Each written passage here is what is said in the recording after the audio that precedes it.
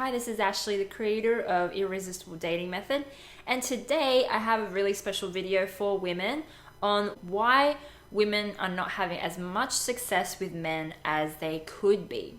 So the first thing is women have this double standard / entitlement mentality that's actually toxic.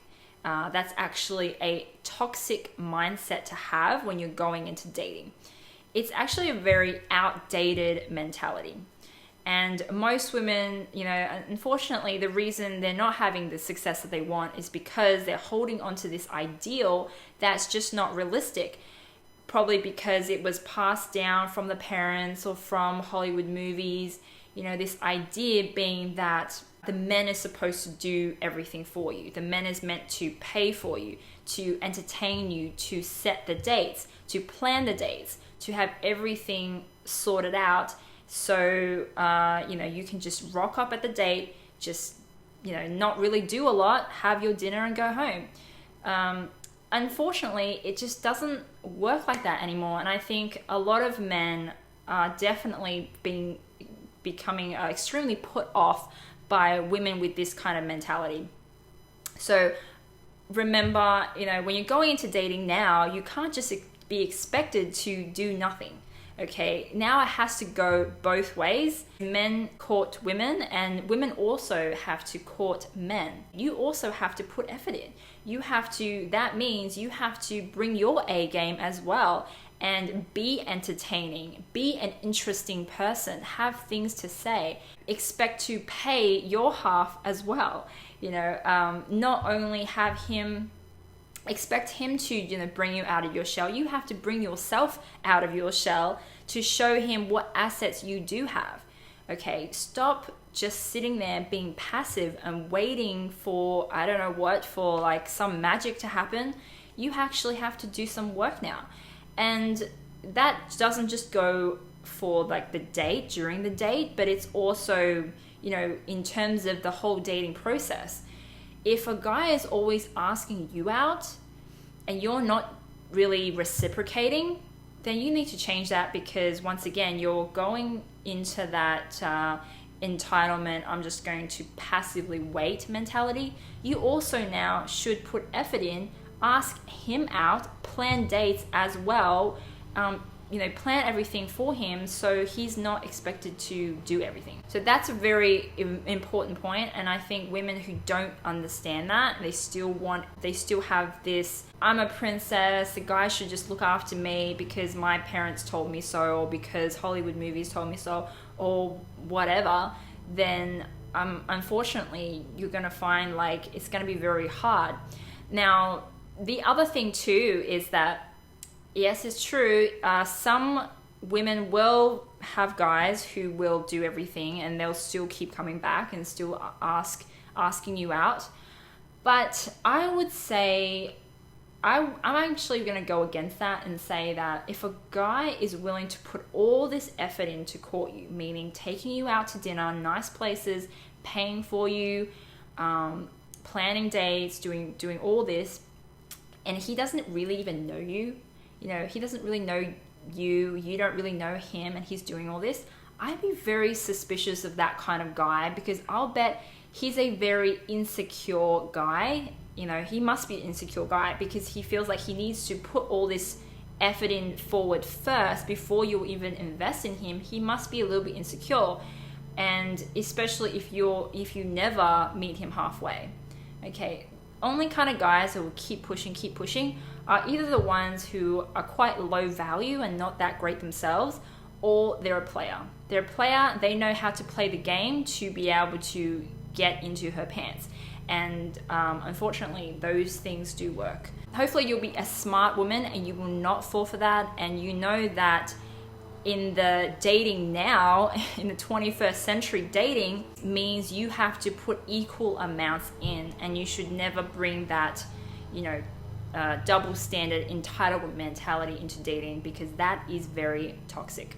The second thing I've noticed is that if you don't have a good relationship with men in general in your life, as in not romantic relationships, but platonic relationships with men in your life, then I'm going to guess that in a dating situation, you're probably going to come across very defensive, very hard. So for example, if you're a woman who, very successful in your career, doing very well, you like being in control, you're used to being in control, you have your your single life all sorted out, you're happy there, and yet when you go on a date with a guy, suddenly all that fun, bubbly, side of you gets shut down. That just goes away somewhere else. You don't show that side of you to that guy. You don't show your best side. Instead, what you do is you show your very, very defensive, hard side.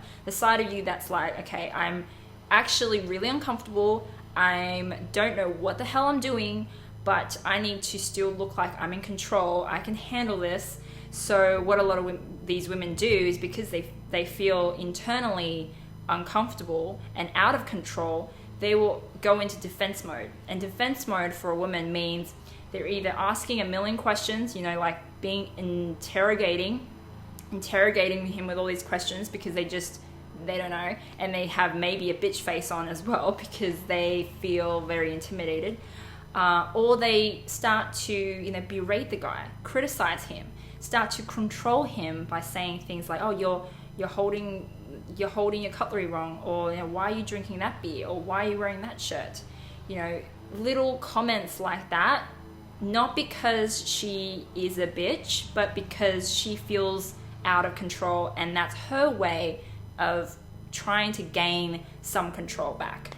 So if you are in that space when you're dating, if dating is not a fun interaction for you, if you're not having a lot of fun, if you're not having laughs, if you can't just have a 1 hour, 2 hour conversation with a stranger, then I would say go back to the drawing board, find out how you can get used to just having a good conversation with a guy, how to get comfortable being platonic friends with a guy. So you're used to, not having this other pressure on you, this dating pressure, but you're just going to enjoy having that moment with a guy, talking about the weather or what you did on the weekend or work or whatever, and just enjoying the conversation. I kind of like to look at it as, if you went to a family barbecue, for example, and at this family barbecue, there's a distant relatives there that you haven't seen in a long, long time. So if you had to make conversations with a distant relative for the 2 hours during this family barbecue, could you do it? You probably could, because you could sit there and you can come up with stuff to talk about to fill the 2 hours, right? So when it comes to going on a date with a guy who really is a stranger, you don't really know him, think of him as a distant relative. You don't really know him, so it's just like an extended long conversation with a relative. And which brings me to the first point too. If you look at it from that perspective, then you won't have that entitlement mentality either, because do you expect your distant relative to buy you drinks and food, and open doors for you? Probably not. You're expected to get your own food, pay for your own food, and also hold your own in a conversation. Same with a date with a guy. Don't expect him to do everything. You also have to do your part as well.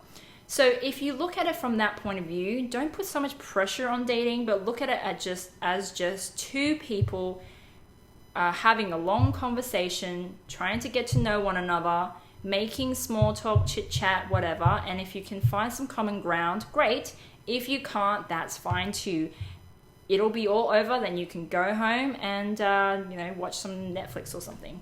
So hopefully that's been helpful, just to give you a heads up on what I believe could be tripping some women up on their mentality when it comes to dating. And hopefully that's been helpful, and I'll talk to you soon with another video. Let me know what you think of this one, and I'll talk to you soon.